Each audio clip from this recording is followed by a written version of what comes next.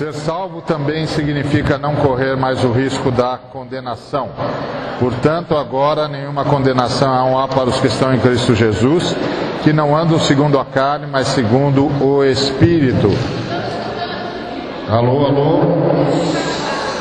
Está muito rachado?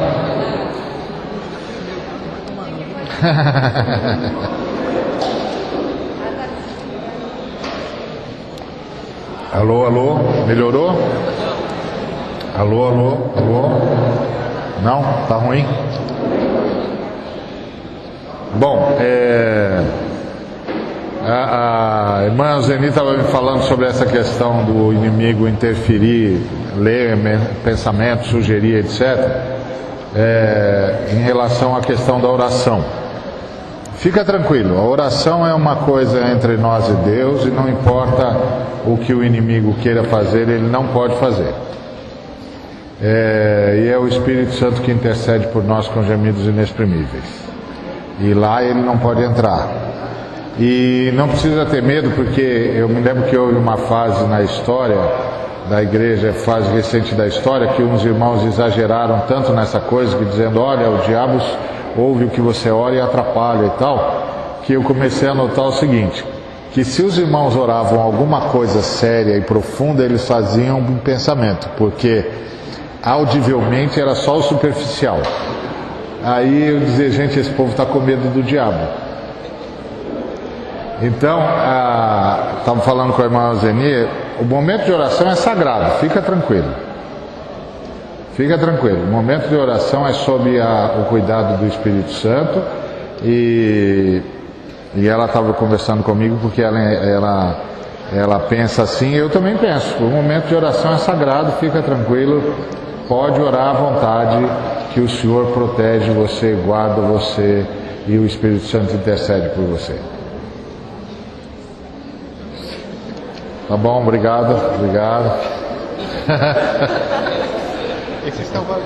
Mesmo porque está terminando já, né? Gente, eu não cheguei nem na metade. Meu pai. Esse aqui é...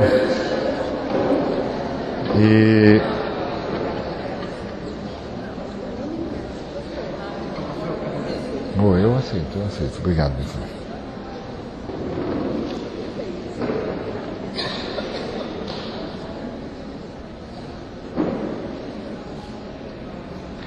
Então, não correr mais o risco da condenação, porque há uma nova lei que atua sobre nós, que é o que o texto nos ensina.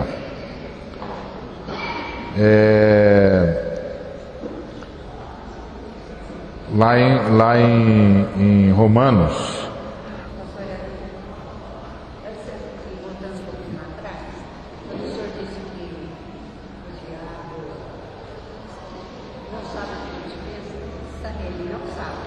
Não, ele sabe.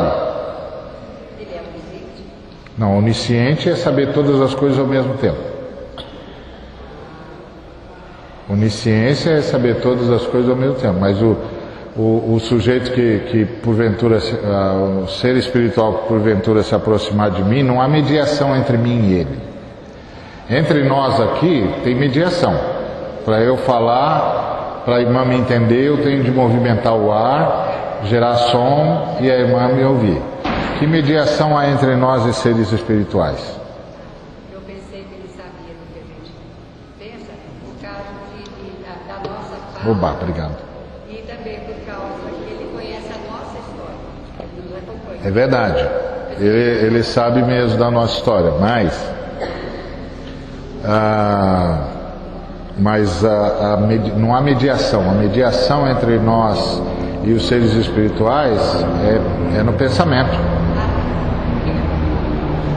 É no pensamento. Então não tem. Agora, a gente não precisa ter medo, porque nós estamos sob a proteção do Senhor. A gente não precisa ter medo disso. Agora, é por isso que ele sugere coisas que a gente não sabe de onde veio. Inclusive, não é incomum, todo mundo aqui que já discutiu com alguém alguma vez, deve se lembrar de situações em que a pessoa disse alguma coisa e você falou para ela, por que você disse isso? E ela disse para você, eu não falei isso. Vocês já tiveram essa experiência, não? Bastante, né? Você fala para a pessoa, por que você disse isso? E ela disse, eu não falei. E você disse, você falou, eu ouvi você falar. Ela não teve consciência que falou. Ela recebeu alguma sugestão no meio da ira, no meio da coisa, soltou. E ela nem sabe de onde veio isso. Diga-me. Pronto. Exatamente. Magnitude que eu tinha falado. Exatamente, é Satanás. Exatamente. E discípulo dos que mais andaram com ele, né? Dos 3 íntimos. E é isso mesmo. Você já deve ter tido essa experiência várias vezes. Em que você fala para a pessoa, por que você disse isso? Ela diz, não, eu não falei. Falou sim, falou. Eu ouvi você falar. E você não sabe de onde veio. Essa é a batalha contra o inimigo. Por isso que o Paulo disse, olha, a luta não é contra carne e sangue. A luta não é contra seres humanos. A luta é contra o adversário das nossas almas. Por isso que a Bíblia diz, não julgue ninguém. Você não sabe o que está acontecendo, você não tem a menor ideia. Isso não quer dizer que o sujeito não é responsável pelo que faz. Porque vai haver um momento em que ele vai ter de anuir aquilo lá. Ele vai ter de concordar com Satanás em algum momento. Porque ele não está possesso, né? É muito complicado isso. Mas nós que lidamos com o mundo espiritual, nós sabemos isso. Que de repente o camarada falou uma coisa e ele não se dá conta do que falou. O irmão citou claramente lá o caso de Pedro, um caso típico. Eu não sei se está na pauta discutir sobre isso, uma coisa que ficou incomodando, mas você disse aí um momento sobre o diabo sugestionar. O que ele faz, porque também conhece as nossas propensões. Agora, entre sugestionar e conhecer o que eu penso, por exemplo, a minha oração silenciosa, ele sabe? Sabe? Nunca tinha pensado nisso. Como é que é isso? É, porque é pensamento. Agora, o ponto básico é o seguinte. Quando a gente fala em pensamento, a gente está falando na forma como nós mediamos com o mundo da superestrutura, com o mundo espiritual. Quando a gente fala em oração, a gente está falando de estar na presença de Deus. E aí, não importa o que o diabo saiba ou não. É, porque ele não pode fazer nada. O diabo não pode interferir na nossa comunhão com Deus. Esse que é o ponto. Ele não pode. A questão é, ele ouviu. Ok, e daí? E daí? O que ele pode fazer? Nada.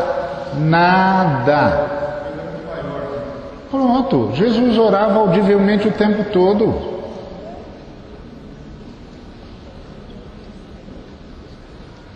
A oração mais profunda que Jesus fez audivelmente. Pai, se possível, passa de mim esse cálice. Porque a questão não é o que o diabo sabe ou o que o diabo não sabe. A gente não tem de se proteger do diabo. A gente tem de andar com Deus.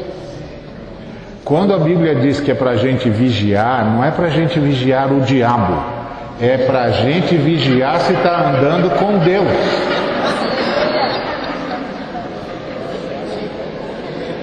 Senão a gente traz o diabo da periferia para o centro. O diabo está na periferia, não se esqueça disso. E tem mais, o diabo não está nem ao redor da gente. Ele está ao derredor. Ao redor da gente acampa o anjo do Senhor e nos livra. O diabo está ao derredor. Nossa preocupação não é o diabo. Nossa ocupação é Deus. Então nós temos de estar com os olhos fitos no autor e consumador da fé, que é Jesus Cristo. E o que nós temos de vigiar é se nossos olhos estão lá. A gente tem de vigiar Jesus, que é inclusive o grande trabalho da liderança da igreja. Qual o grande trabalho da liderança da igreja? É dizer, pessoal, Jesus está virando ali para a direita, ó. Porque a liderança da igreja não está lá na frente. Quem está lá na frente é Jesus, o autor e consumador da fé. A liderança da igreja está na retaguarda, dizendo, pessoal, não desanima, vamos, olha Jesus lá, ó, não perde Jesus de vista, ó Jesus lá, ó Jesus, ó, tá virando, vem comigo. E se a gente percebe que tem um irmãozinho que não vai, a gente bota nas costas e leva ele, vem comigo, rapaz, não para não, que Jesus está andando e nós vamos atrás de Jesus. Porque nós somos copastores. O pastor é Jesus. Todos nós que somos pastores somos copastores. Tá certo? É isso. E se tem um pastor acima de você, então você é um cocó-pastor. Pronto. Porque o pastor é Jesus. O pastor é Jesus. Nós somos todos copastores. Ponto. E nosso negócio é levar o povo para Jesus. Para Jesus. Ele é que está lá na frente. Ele é o autor e consumador da fé. E o Satanás está na periferia das periferias. Entende? Senão a gente traz Satanás para o centro. Não pode trazer Satanás para o centro, porque ele não está.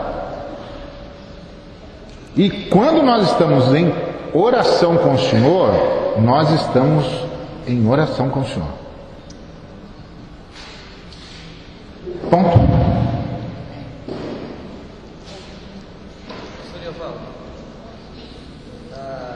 Essa questão aqui nesse versículo, que não há nenhuma condenação para os que estão em Cristo Jesus. Sim.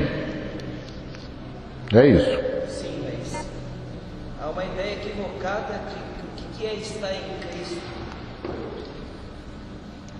O que está em Cristo é estar salvo. E isso é a ideia, né? De que nós estamos sob o sacrifício de Jesus, o sangue de Jesus, e nós não seremos mais condenados. É isso. Nós já fomos libertos. Agora o que você está dizendo é de alguém que se diz que está sob Cristo e vive em pecado. É isso que você está falando? Aí tem de perguntar para ele se ele está mesmo. Porque aquele que está no Senhor não vive em pecado. Não quer dizer que não peca. Quer dizer que ele não vive em pecado. É diferente. O Ed René tem um sermão sobre o pecado do cristão extraordinário. E ele disse, depois que a gente realmente faz um pacto com Jesus, pecado é um acidente na nossa vida. A gente tropeça nele, mas a gente não o maquina. A gente não o programa. A gente não o projeta e a gente não o planeja. Entendeu a diferença? Essa é a diferença. Se a gente está planejando, opa!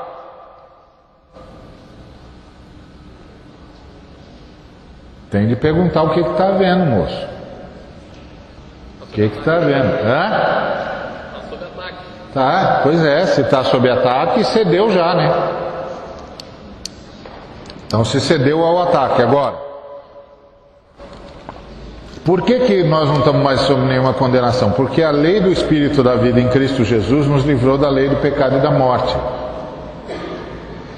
Antes nós estávamos debaixo da lei do pecado e da morte, ou seja, nós estávamos sob a condenação.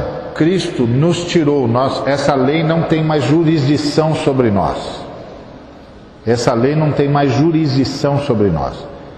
Então, quando eu pecava antes de converter-me a Cristo, antes de ser convertido ao Senhor, eu pecava porque eu estava sob a lei do pecado e da morte. Eu não tinha opção, eu só pecava.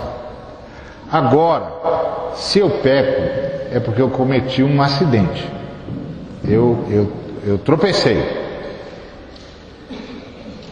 Mas não significa que eu estou sob essa lei. Por isso eu posso me arrepender e imediatamente tomo posse do perdão que eu já tenho. Diferente do cara que não tem o Senhor. Porque essa coisa é o seguinte, é uma coisa que a gente não fala porque é complicado. Mas um cara que não encontrou Jesus ainda, ele comete um erro grave, que a sociedade acha grave. E ele também acha grave. E ele reconhece que ele pecou. E ele vai e pede perdão para a pessoa contra quem ele pecou. E ele é perdoado pela pessoa. Ele está salvo? Não. Porque ninguém está no inferno porque pecou. Ninguém vai para o inferno porque adulterou. Ninguém vai para o inferno porque assassinou. Ninguém vai para o inferno porque roubou. O sujeito vive a roubar, a assassinar e a adulterar porque está no inferno. Entendeu a diferença? Ele está no inferno e por isso essa é a vida dele. Então ele não tem como ser condenado a um inferno pior do que o no qual ele já está. Ele está morto nos delitos e pecados dele. Não tem mais nada que ele possa fazer para piorar a situação dele.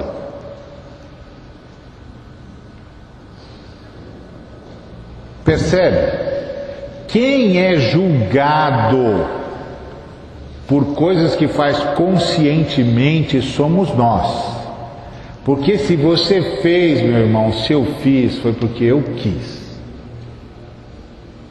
Porque eu já não estou mais sob a lei do pecado e da morte. Nessa lei não domina mais a minha vida, eu não estou sob jurisdição dela. Eu não sou um cara obrigado a pecar, obrigado a pecar, obrigado a pecar. Não sou mais. Então quando eu faço, fiz porque quis. Pois não. Meu esposo, ele não é evangélico. É. E ele é daquela pessoa que diz que é certinho, né? Não tem vício de nada. E por que essas pessoas têm mais dificuldade para chegar até Jesus? Porque as outras nós sabemos que tem os vícios, tudo, e conseguem ver a necessidade, né? E essas pessoas assim não conseguem enxergar que necessitam da salvação. Justamente porque elas pensam que o pecado é moral. Mas o pecado não é moral, é existencial. E é isso mesmo, as pessoas pensam que o pecado é moral. Quer trocar?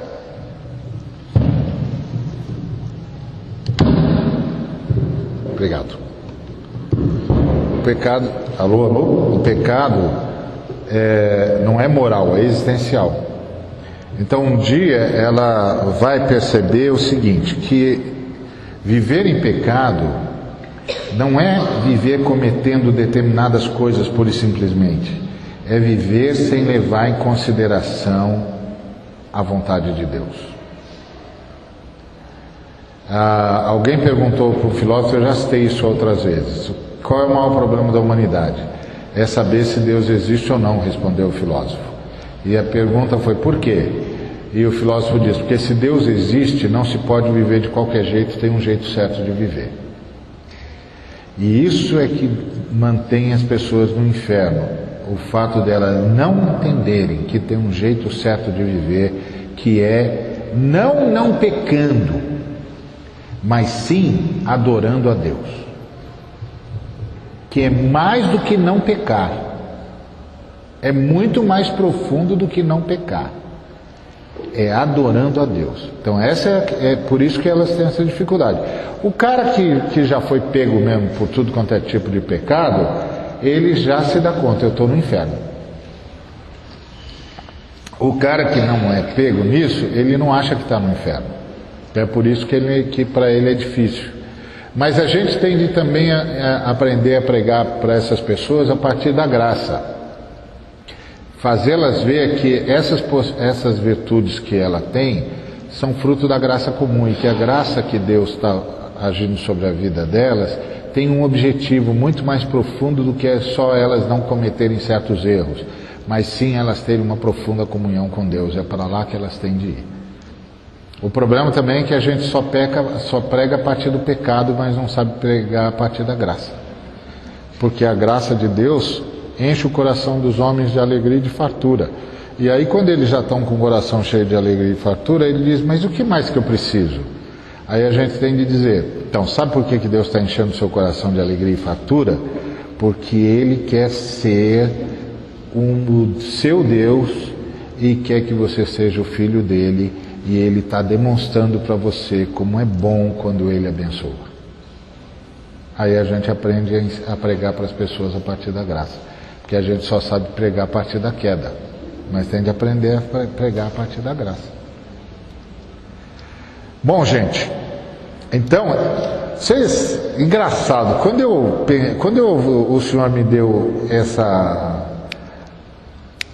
pensamento de falar sobre o que significa ser salvo, eu falei assim, Deus, isso é chover no molhado.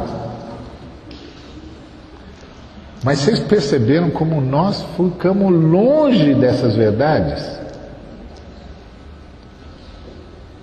Que coisa impressionante como nós ficamos longe dessas verdades. Eu ainda disse, mas Deus, isso aqui é chover no molhado. O pessoal vai dizer, o Ari não tinha nada para falar e precisava manter a instituição. Só pode ser isso. Mas, olha que coisa impressionante. Fala, querida. Rapidinho, só nesse aspecto sobre a pregação nossa, além de não estar sendo feita a partir da graça, está sendo feita sobre o pecado, mas ainda mais sobre o pecado moral. Mais baixo, foi mais baixo. Mais o pecado moral do que o existencial. É verdade, é verdade. Uma coisa que está acontecendo muito na nossa igreja. Nós que estamos em contato o tempo todo com o Evangelho de Cristo, a gente está com a gama de jovens e adolescentes angustiados porque não tiveram ainda um encontro com o Senhor, mas por causa daquele lance, filho de Saulo, Saulinho e a gente está ainda com essa pregação errada. Exatamente, que torna a coisa pior ainda, é verdade. Então, a salvação não é para melhorar moralmente o ser humano, é para ele nascer de novo. E para ele se tornar um espírito com o Espírito de Cristo. É outra história. Então, vai melhorá-lo moralmente? Claro que vai. Vai melhorá-lo eticamente? Claro que vai. Mas é mais profundo do que isso. É mais profundo do que isso. Então, ser salvo é não incorrer mais o risco da condenação, não porque significa que você pode fazer o que quiser, que Deus não vai condenar você. Primeiro que você só vai fazer, se você realmente nasceu de novo, você vai querer a vontade de Deus. Porque você foi atraído por Deus, então você vai querer a vontade de Deus. E lembre-se você vai ser atacado, mas você não precisa ceder ao ataque. Você só tem de entender que está sendo atacado. Entendeu? É o camarada que de repente, que ama a esposa e tal, e de repente começa a prestar atenção em tudo quanto é mulher que passa na frente dele, e ele começa a ficar perguntando: meu Deus, o que está acontecendo comigo? Será que eu não amo mais a minha mulher? Não sei o que lá. Não, ele está sendo atacado. O diabo está dizendo para ele assim: escuta, você está lá, firmão com a sua esposa, gosta dela, ela é uma mulher maravilhosa e tal, mas olha o que você está perdendo. Olha o que você está perdendo. Eu posso te ajudar a ter mais.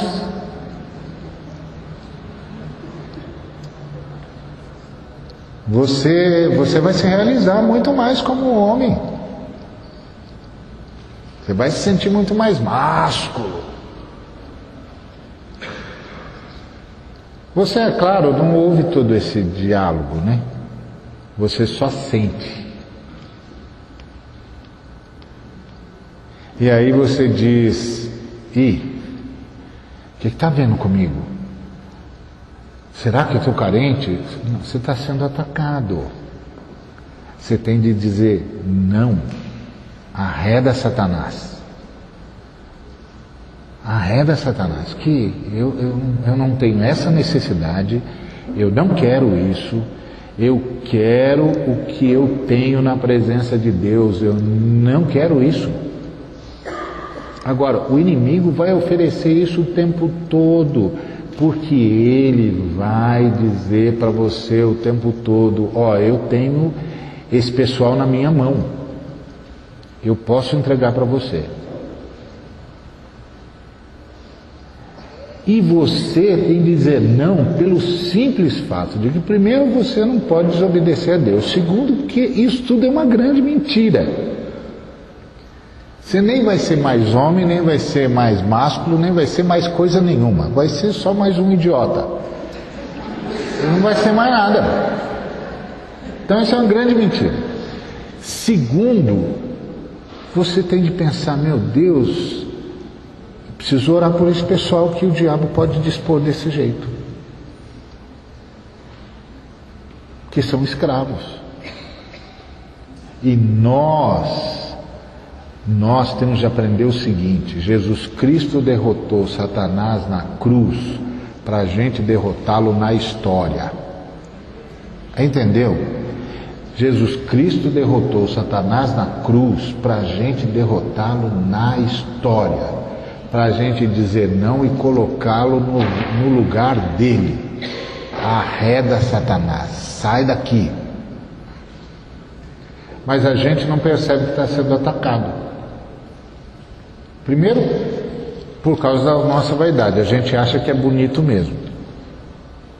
É nada, só você virou bonito da noite para o dia? Até ontem você era um sujeitinho sem graça, agora você virou bonito da noite para o dia? Você não acha que tem alguma coisa errada? É nada. Isso é ataque. Depois você fica achando que você é o Dom Juan. Que Dom Juan, xará? Que Dom Juan? Se toca. Dom Juan é um sujeito que não se achava. Casanova é um sujeito que não se achava. Você não entende que essa história do Casanova e do Dom Juan é a história da época dos libertinos procurando o verdadeiro amor que nunca se achava? E que a era dos libertinos vai dar lugar à era dos românticos, que voltam à busca do verdadeiro amor idealizado? Está na literatura. São movimentos filosóficos e literários na história da humanidade, dos homens tentando se entender e entender o que está acontecendo conosco. Então, a ideia é você estar sob ataque. Entendeu? tem de dizer não. Não, isso é ataque do diabo. Eu não estou precisando de nada disso, está tudo muito bem, está tudo muito legal. E isso aqui é o diabo oferecendo todas as riquezas do mundo se eu prostrado adorá-lo. Que foi o que ele fez com Jesus. Tudo isso te darei se prostrado você me adorar. É certo? Não entra nisso. Porque ser salvo é poder dizer não à natureza caída. Paulo disse: mortificai, pois, os vossos membros que estão sobre a terra: a prostituição, a impureza, a afeição desordenada, a vil concupiscência, a avareza, que é a idolatria. O que Paulo está dizendo? Por que ele está dizendo para que eu faça isso? Porque eu posso. E por que eu posso? Porque eu tenho poder? Não, porque eu estou fortalecido pelo poder de Cristo. A graça que está em mim, que está em você, permite isso. Permite eu dizer não. Gente, isso é a coisa mais extraordinária da salvação, sabia? Porque permite você voltar a poder dizer não. Isso é que é liberdade. O que é uma pessoa livre? É uma pessoa que finalmente pode de novo poder dizer não àquilo que antes a oprimia e que a aprisionava. Então eu posso dizer não a tudo que tem a ver com a natureza caída. Esse é o segredo. Agora, baseado em que eu digo não? Baseado na fé. O que é fé? É confiança no caráter de Deus. Eu já dei esse exemplo em outras coisas, vou dar de novo, porque esse para mim é o exemplo mais impressionante que tem na Bíblia. Jesus está andando sobre as águas, chama o Pedro. Pedro disse: ao Senhor manda eu ter contigo. O Senhor diz: vem. E o Pedro sai da água e começa a andar sobre o mar. Sai do barco e começa a andar sobre o mar. O que aconteceu com Pedro na fração de segundos que ele saiu do barco? O que teve de acontecer com Pedro?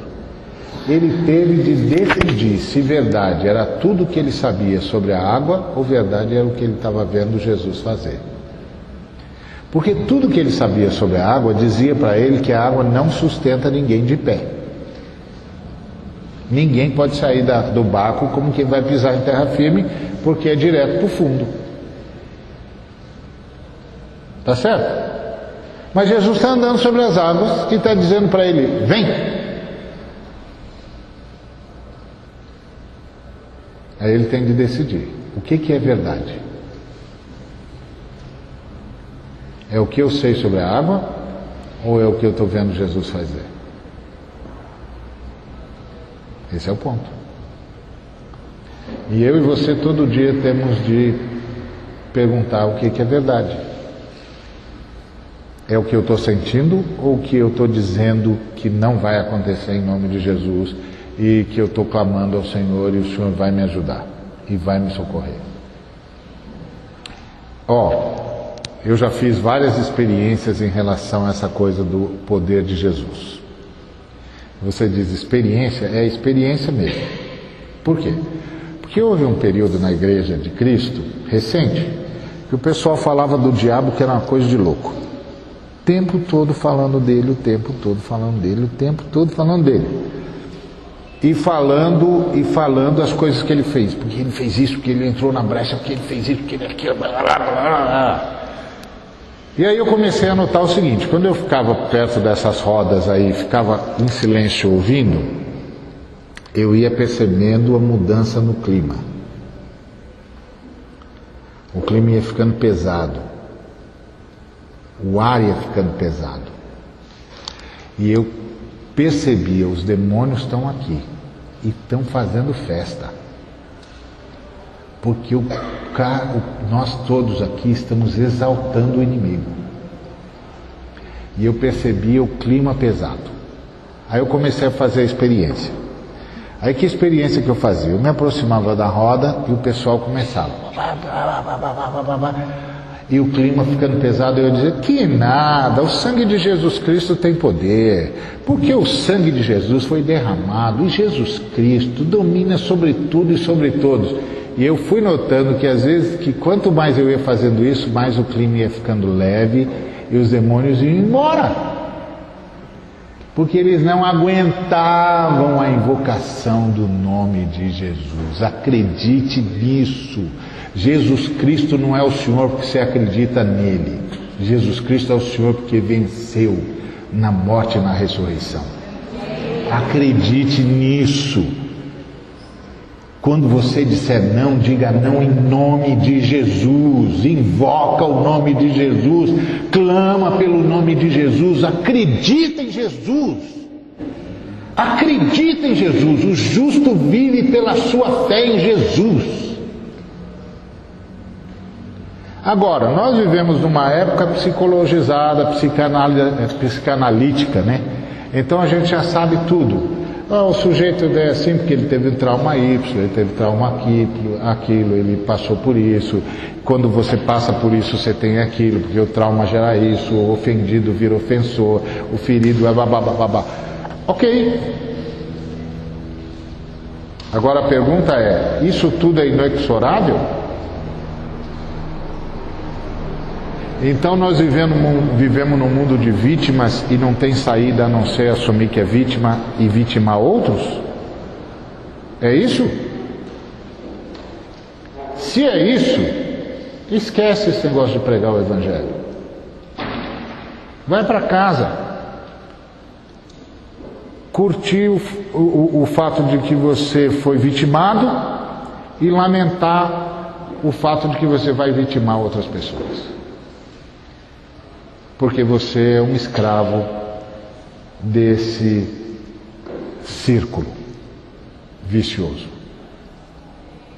Não! O Senhor Jesus Cristo rompeu a história e quebrou todos os círculos viciosos. O sangue de Jesus Cristo quebrou o poder da malignidade sobre o homem. Todo mundo pode ser salvo e todos podem ser salvos em quaisquer situações, e o Senhor nos ensina e nos torna possível perdoar e ser perdoado, e Ele nos cura. Pelas pisaduras de Cristo nós fomos sarados, bendito seja o nome de Jesus. Não! 1000 vezes não. Nenhum de nós está condenado a círculo vicioso nenhum, porque o Cristo ressuscitou ao terceiro dia e levou cativo o cativeiro e deu dons aos homens. E nós estamos salvos. Acredite nisso. Com isso eu não estou condenando os terapeutas. Eu acho que a terapia é um dos instrumentos da graça de Deus. Eu só não estou trazendo Freud à categoria de revelação. Porque essa é a diferença. Uma coisa é entender que há ferramentas aqui interessantes para a compreensão do ser humano. Outra coisa é trazer isso à categoria de revelação. Equilíbrio, irmãos, equilíbrio. Não! Jesus Cristo rompeu com todos os círculos viciosos. O sangue de Cristo nos purifica. A vitória de Cristo é a nossa vitória.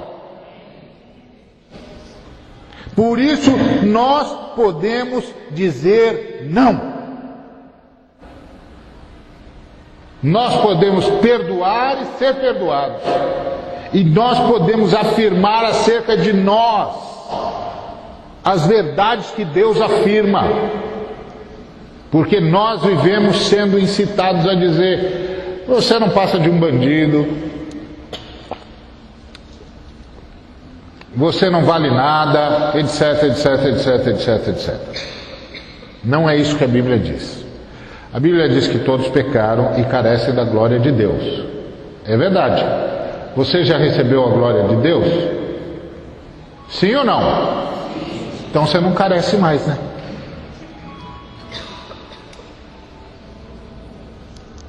Você já recebeu. Você já recebeu. Todos pecaram e carecem da glória de Deus. Você já foi alcançado pela glória de Deus, que é Cristo Jesus morrendo e ressuscitando por você ou não? Você já foi alcançado pela graça de Deus, que é o Espírito Santo vindo morar em você e se tornando um Espírito com o seu, sim ou não?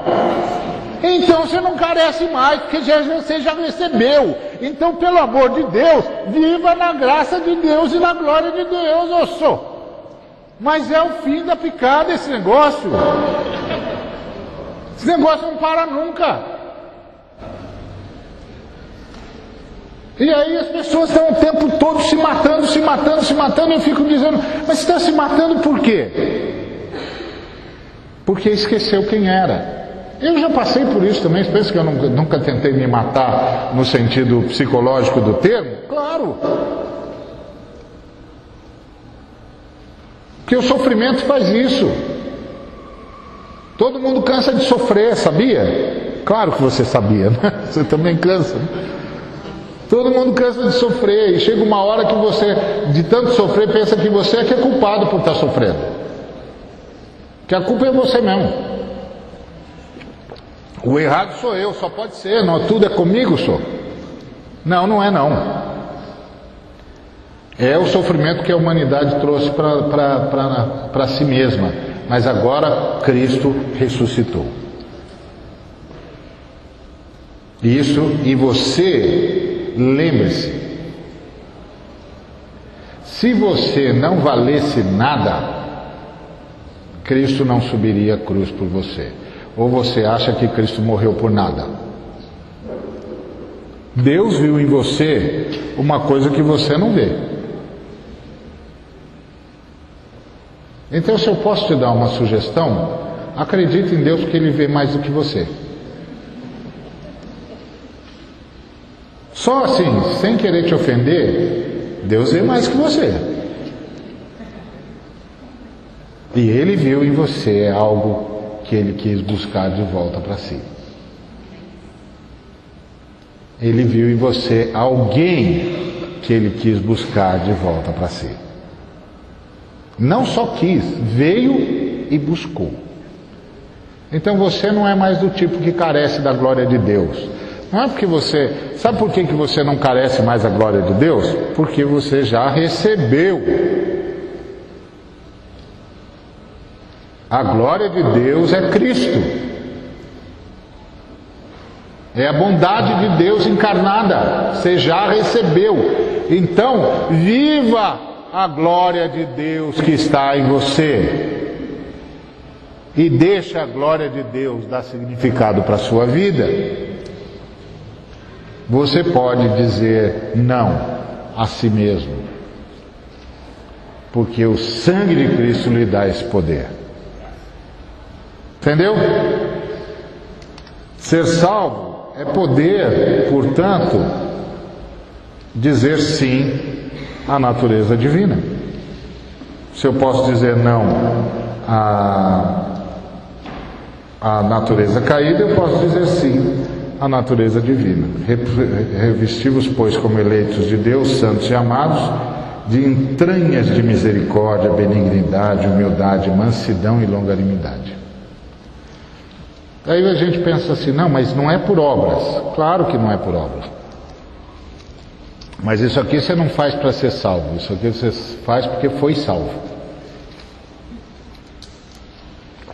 Acredite. Acredite. Comece a procurar nas pessoas o bem e não o mal. Comece a surpreender. Você sabe que uma das coisas que eu aprendi desde cedo, criando as minhas filhas, foi: quando você tiver de disciplinar, discipline, porque o mal precisa ser corrigido. Mas todas as vezes que elas acertarem, celebre. Celebre com elas. Quando você for disciplinar, seja o mais conciso, o mais rápido e o mais eficaz nisso e o menos contundente possível. Porque é disciplinar, não é se vingar. Então é só disciplinar, é só dizer, ó, isso aqui tem um custo, não pode ser assim. Faça isso quando você estiver calmo e consciente, nunca com raiva, nunca com ira, nunca, porque senão você não se controla, aí você se vinga.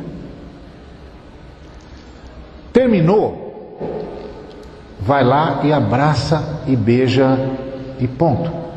Ah não, mas vai ficar sem vergonha? Que ficar sem vergonha? Amor não deixa ninguém sem vergonha. O que deixa as pessoas sem vergonha é a falta de amor, porque aí elas fazem qualquer coisa para receber, inclusive abrir mão da vergonha.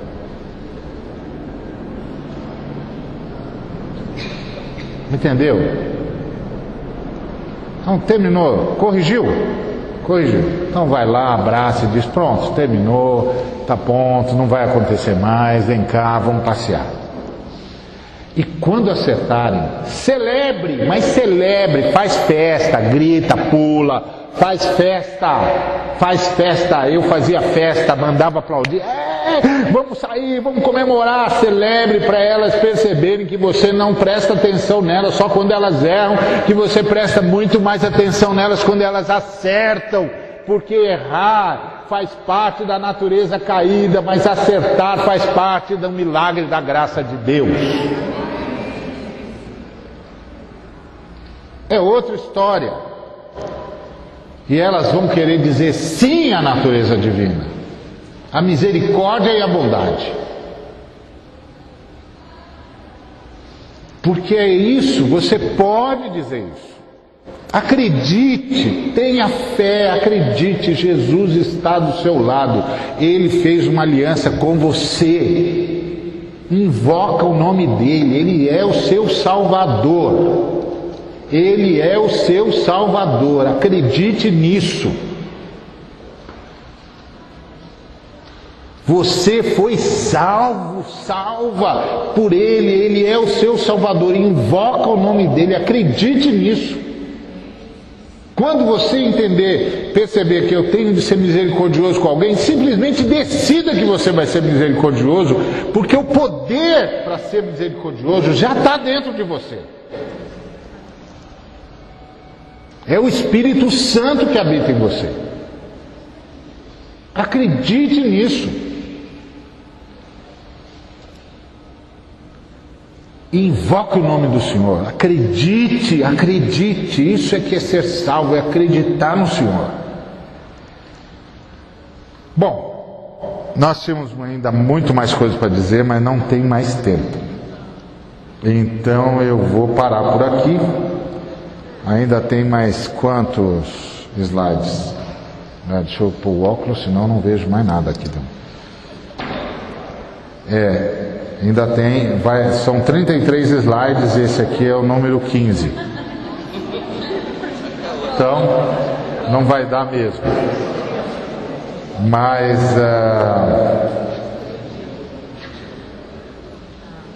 eu não sei como resolver isso. Não tenho a menor ideia. Fazer uma segunda parte, talvez, não sei. Esse é o 16º slide. Bom, os próximos, só para vocês, eu vou passar só para vocês verem os próximos. A gente pode mudar de sociedade. Não é mudar a sociedade. Tá lendo aqui?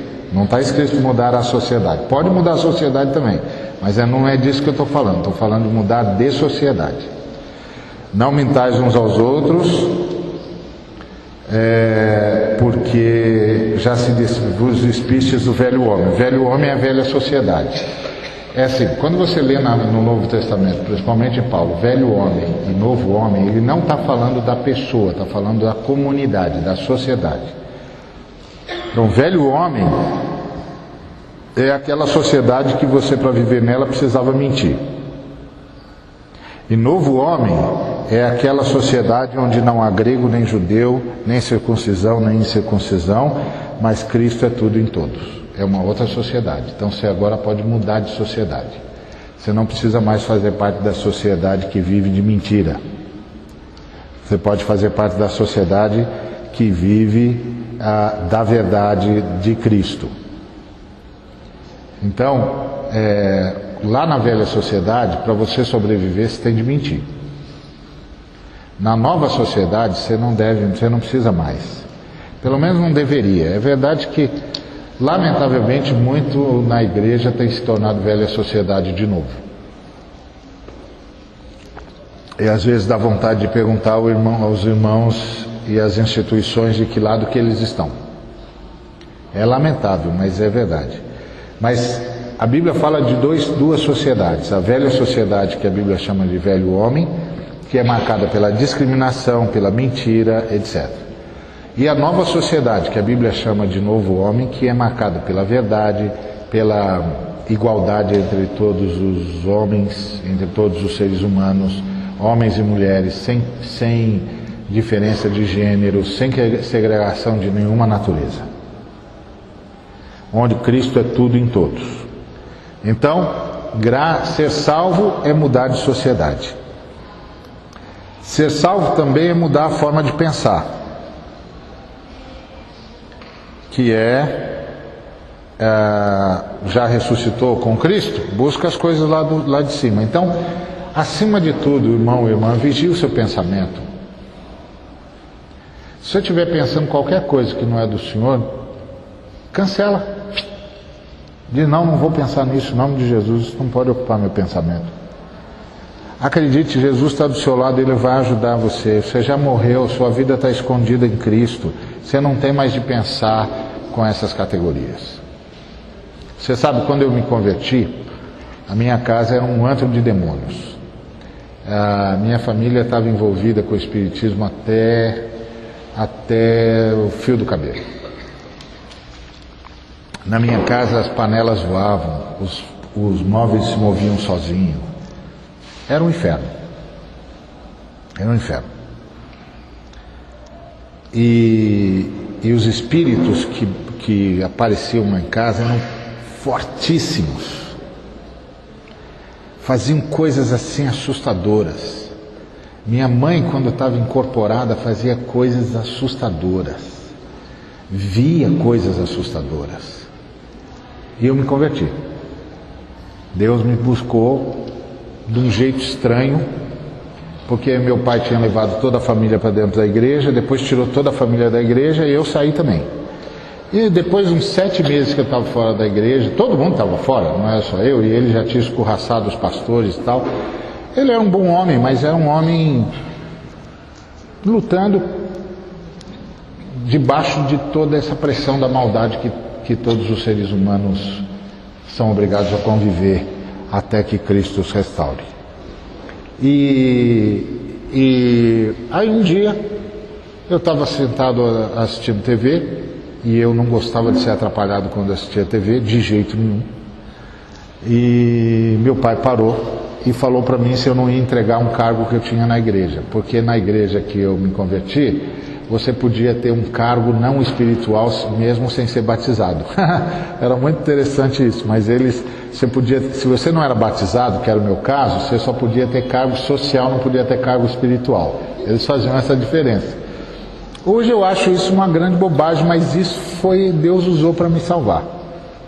E é engraçado, né? Essas coisas engraçadas de Deus. Aí um dia meu pai passa por mim na TV, na casa, eu estava assistindo TV, minha casa era um inferno, tudo quebrado. Onde o diabo domina é o deserto, é o caos. Eu estou lá sentado num banquinho, meu pai tinha perdido já tudo que tinha ganho na vida, e ele parou e falou para mim assim: você já entregou o cargo que você tem na igreja? Eu querendo assistir TV. Eu disse: pai, que cargo? Aquele que você teve lá?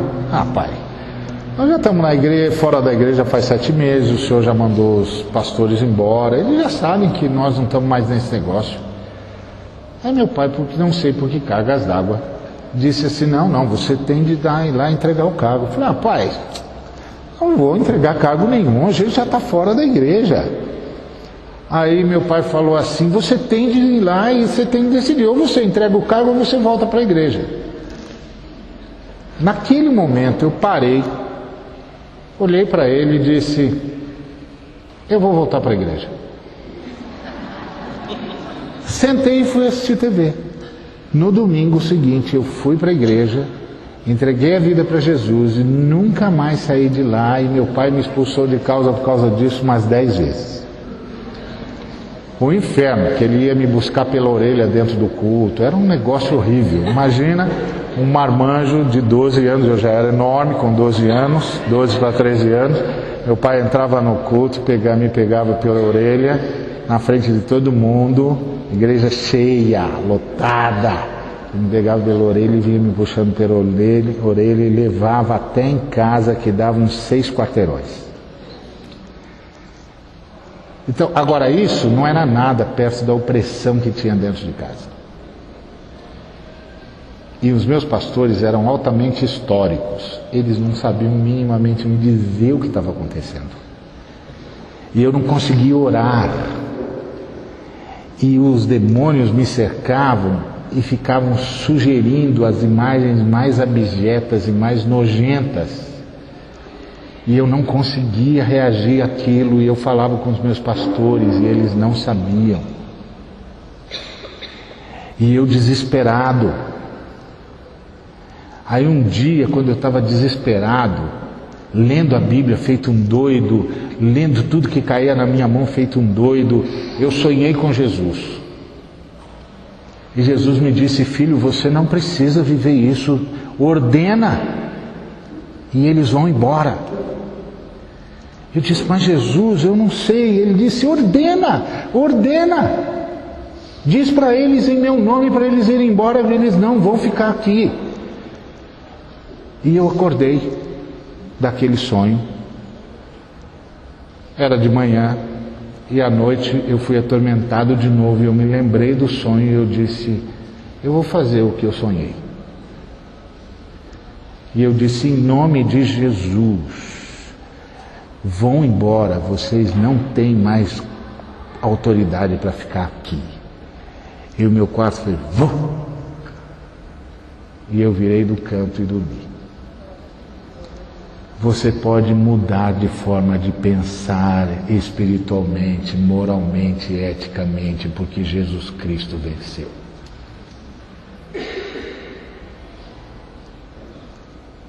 Entendeu? Porque Jesus Cristo venceu. E eu achei impressionante, depois que eu fui fazer teologia, virei pensador e tal, aí estragou toda a minha fé. Mas aí eu lembrava ainda daqueles encontros com Jesus, em que Jesus dizia, eu já venci por você. Ordena, acredite. Então acredite, você pode mudar de forma de pensar, você pode mudar de sociedade, você ressuscitou com Cristo, você não é mais obrigado a ficar pensando o que o diabo quer que você pense. Principalmente aquelas coisas que destroem com você e que destroem com a sua autoimagem e fazem você cooperar com o diabo para destruir você. Ordene, diga não, invoca o nome de Jesus. Ele venceu por nós. É isso que significa ser salvo.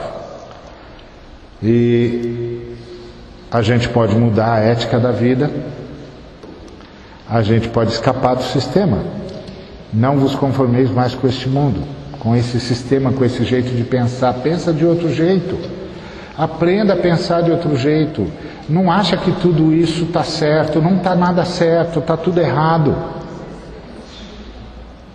Diga, não penso mais assim, não quero mais pensar assim, não acredito nisso. Está errado. Qual o texto do Oi? 17? Agora como é que eu faço para voltar aqui? Ai, ai. Devia ser esse aqui, mas eu não consigo. Deixa eu ver. Aí tá. Onde é que tá aí? Aqui, né? Aí. Agora vamos ver se é aqui que aperta. Não, aqui. Então.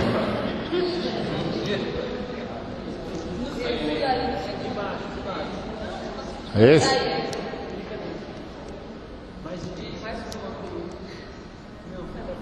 Ah, foi pra frente. Espera aí que eu vou lá, porque... Vai aqui, espera aí.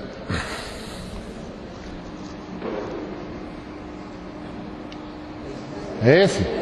Efésios 4:25.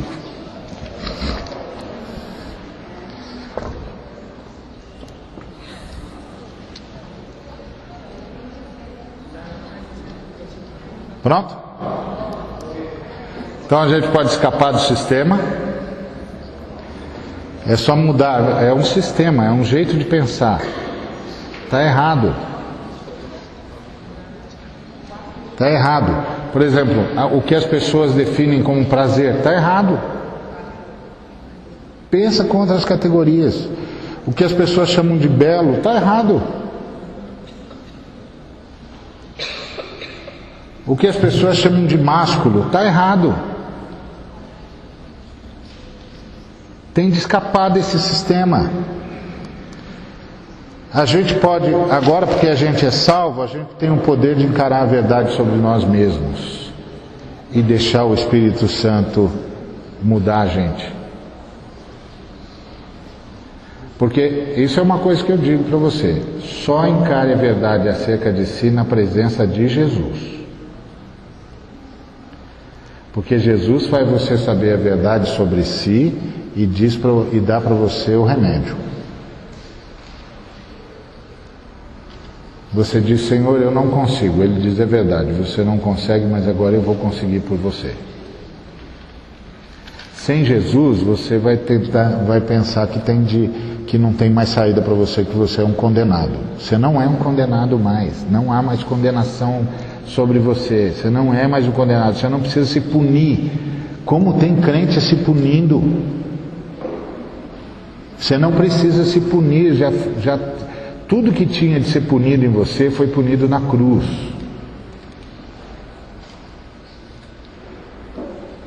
Você não tem mais de se punir.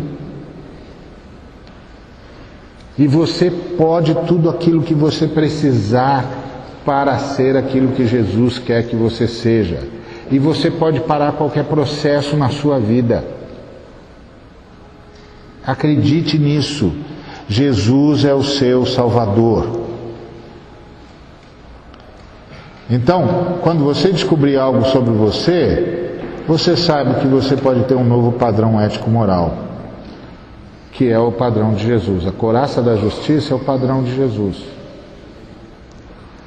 Pega o padrão de Jesus. Verdade é o que Jesus diz que é verdade. Bem é o que Jesus diz que é bem.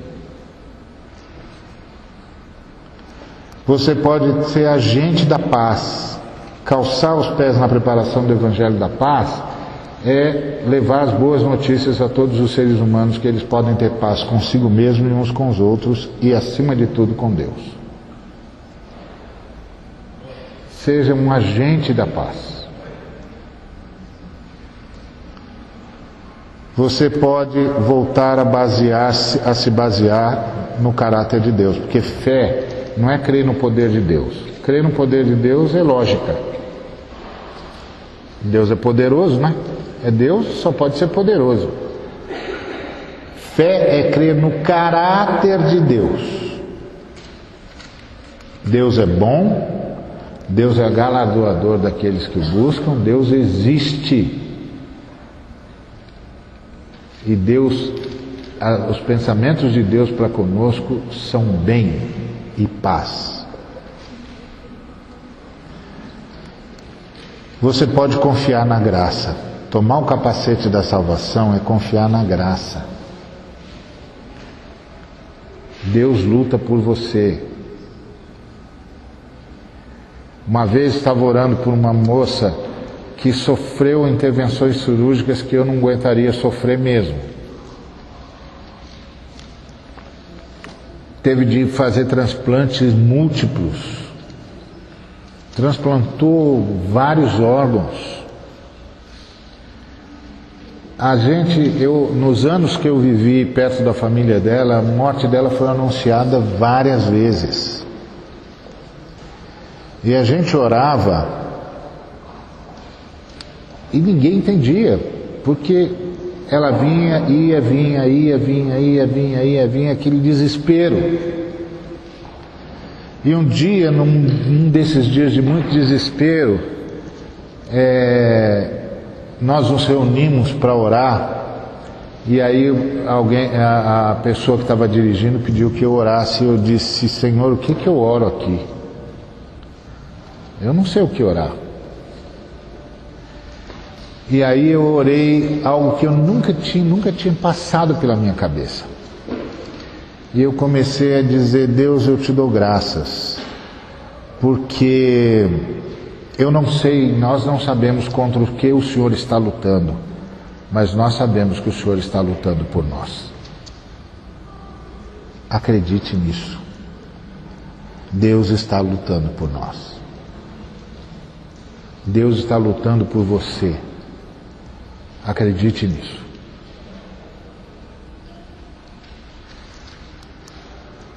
Você ser salvo é ser guiado pelo Espírito Santo. O Espírito é que ilumina a palavra dele e faz a gente perceber a palavra. E ser guiado pelo Espírito Santo é ser vento. O vento assopra onde quer, ouves a sua voz, não sabes de onde vem nem para onde vai. Assim é você.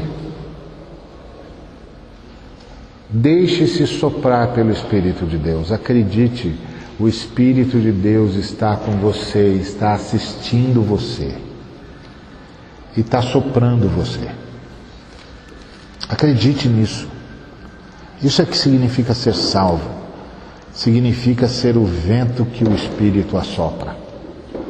O vento que o Espírito produz com o seu sopro. É você. É você. Eu sei que hoje em dia na igreja moderna tem tanta gente especial, os ungidaços de Deus, que o crente comum acha que é a bactéria do excremento do cavalo do bandido, porque os ungidaços equivalem.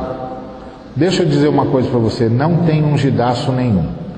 O único ungidaço que tem é Jesus, e todos nós estamos sob a unção dele. E todos nós somos sacerdotes. Entendeu? Sabe qual é a grande diferença entre mim e você? Nenhuma. Não tem diferença nenhuma. Eu estou aqui na minha função e você está na sua, no reino de Deus. Não tem diferença nenhuma. Não tem diferença nenhuma. Entendeu? Eu só estou aqui na frente porque essa é a minha função no reino. Só isso. Mas a mesma unção que está em mim está em você. É a unção de Jesus, não é a minha. Você acha que eu tenho unção alguma? Eu não tenho unção nenhuma. Quem tem unção é Jesus. Eu estou debaixo do guarda-chuva dele. Você não está também? Então, você quer sair de debaixo do guarda-chuva dele? Não, né? Nem eu, porque eu não sou bobo. Eu só pareço bobo, mas eu não sou. Não saio debaixo do guarda-chuva dele de jeito nenhum. Ele é que é ungido. Porque a palavra Cristo significa o quê? Ungido. Eu não sou Cristo, você é Cristo? Não, né? Então é ele mesmo. E ser salvo é poder imitar Jesus. Você pode ir em direção a Jesus. Imitar Jesus é imitar Deus. Você pode ir em direção a Jesus. Que o Espírito de Jesus vai dar poder para você ser assim. E o Espírito de Jesus já está em você. E ser crente é rimar com o novo. Não é legal isso? Isso é o mais legal. Ser cristão é rimar com o novo.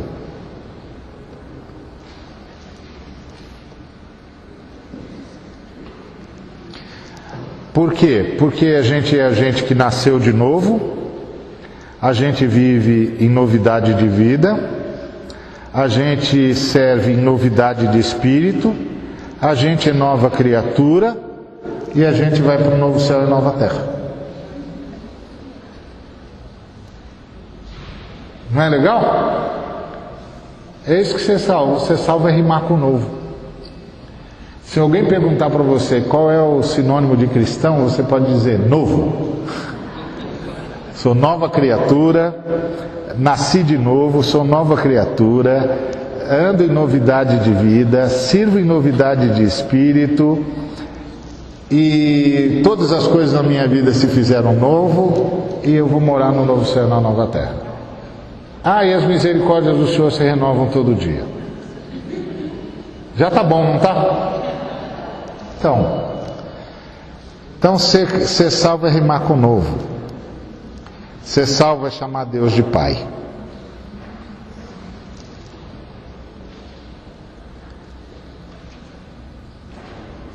Ser salvo é chamar Deus de Pai. Alguém colocou o versículo errado aí, não é? Vamos, tá certo? É a oração do Pai Nosso.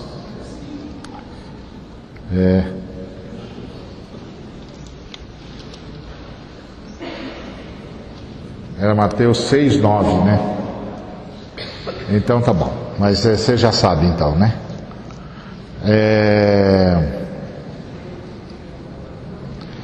Que mais? Ser salvo é poder chamar os demais filhos de Deus de irmãos.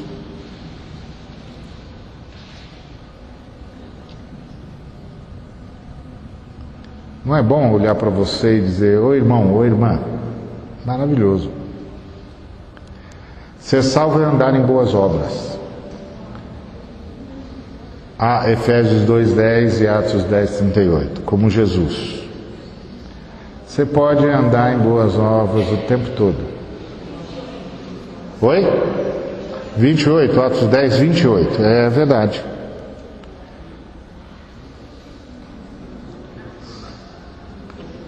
Aquelas referências da anterior?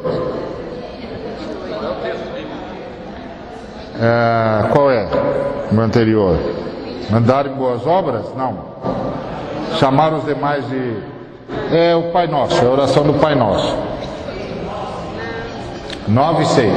6:9, né? 6:9.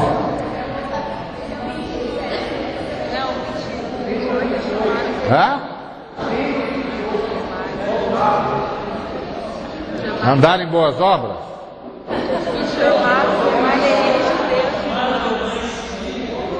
Peraí, gente.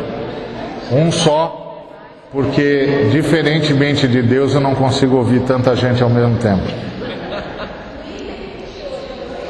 O item 28 é o anterior.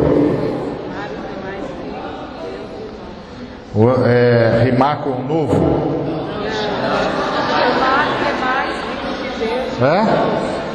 Chamar os demais filhos de Deus de irmãos. Tá. É o mesmo, Pai Nosso. Porque é Pai Nosso. Então tem outros filhos. É 9:6, né? 6:9. 9:6 é o errado, é o 6:9.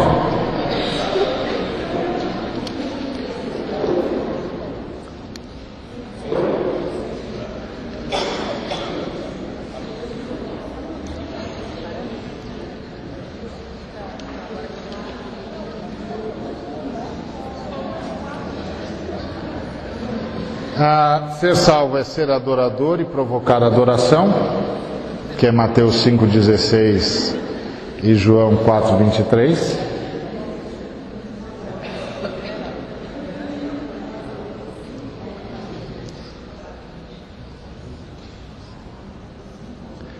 Porque a adoração é um estilo de vida que faz a gente viver de acordo com a vontade de Deus e fazer boas obras.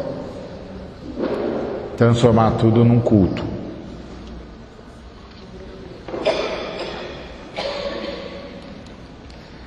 E aí, o que nós estamos aprendendo? Que é preciso desenvolver a salvação.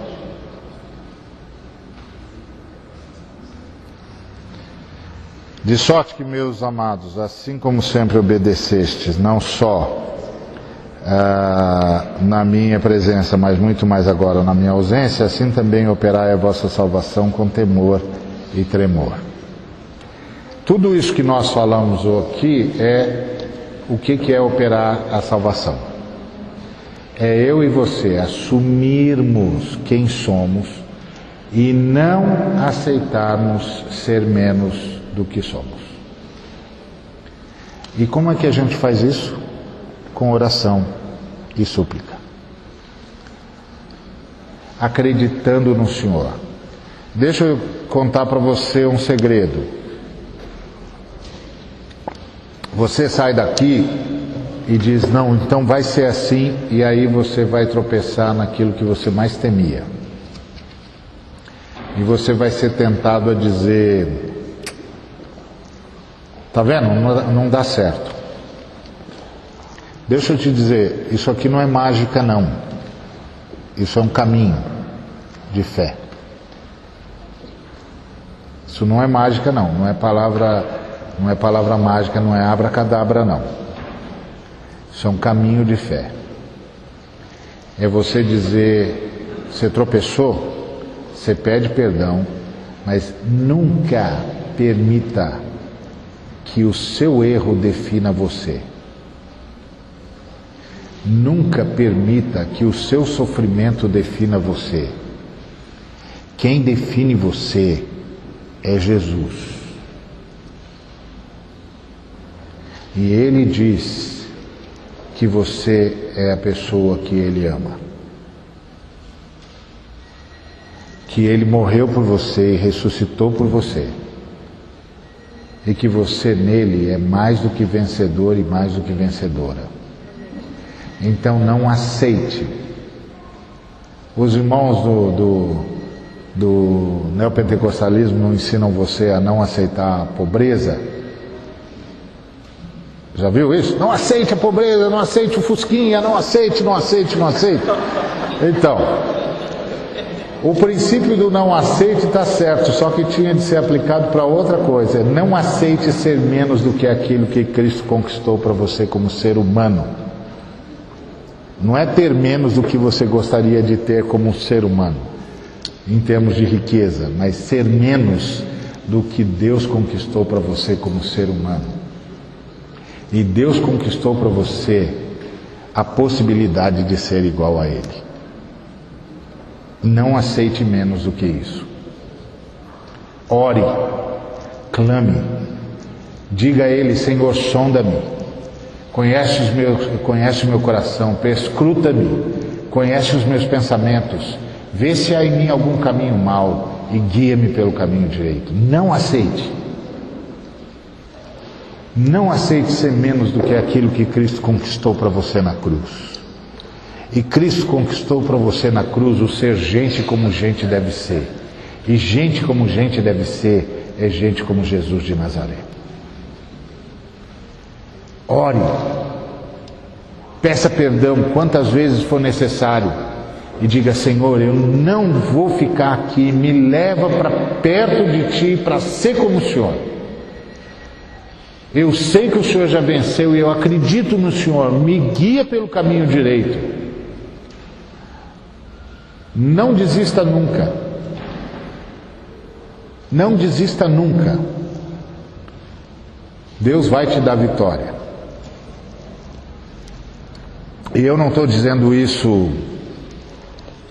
como essa coisa do pregador da prosperidade que fica dizendo, se você tiver fé vai aparecer o carro 0 quilômetro. Não. Eu sei disso. Eu sei de onde Jesus me tirou e sei o que Ele fez na minha vida. Eu sei disso. Acredite. E eu me lembro, eu estava na missão, os Jovens da Verdade, e um irmão começou a me acusar de que eu tinha feito uma grande besteira, que eu era um hipócrita. E eu dizia, tá bom, mas o que foi que eu fiz?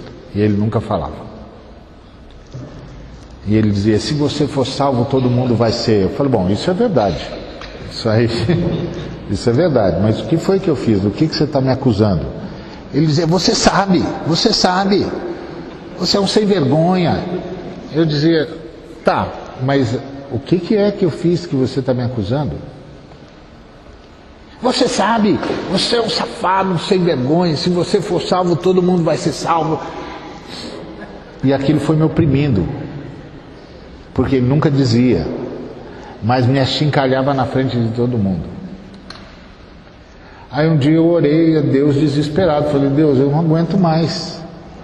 E eu entendi que o Senhor estava me dizendo, esquece, seja o que for, eu vou tratar na sua vida. E da próxima vez que ele vier falar com você, diga para ele, não precisa mais me dizer. Porque seja o que for, o Senhor vai ver e vai me guiar pelo caminho da santidade. Acredite nisso. Sonda-me, ó Deus. Eu gosto desse texto, porque esse texto não diz assim, sonda-me, ó Deus, conhece o meu coração, escruta-me, conhece os meus pensamentos e revela-me o caminho mau. Não. O texto diz, vê se há em mim algum caminho mau e guia-me pelo caminho direito. O Senhor não veio informar você dos seus pecados, veio informar-nos do seu perdão e da santidade que Ele vai produzir no nosso coração, porque foi isso que Ele disse em Ezequiel 36, eu vou trocar o coração de pedra de vocês por um coração de carne, e eu vou colocar o meu espírito dentro de vocês, e eu vou escrever as minhas leis no coração de vocês. É o Senhor que nos guia pelo caminho direito. Ore com essa certeza de que Ele nos toma pela mão e nos leva pelo caminho direito. Isso é ser salvo. Que Deus nos abençoe. Obrigado, desculpe ter tomado tanto tempo.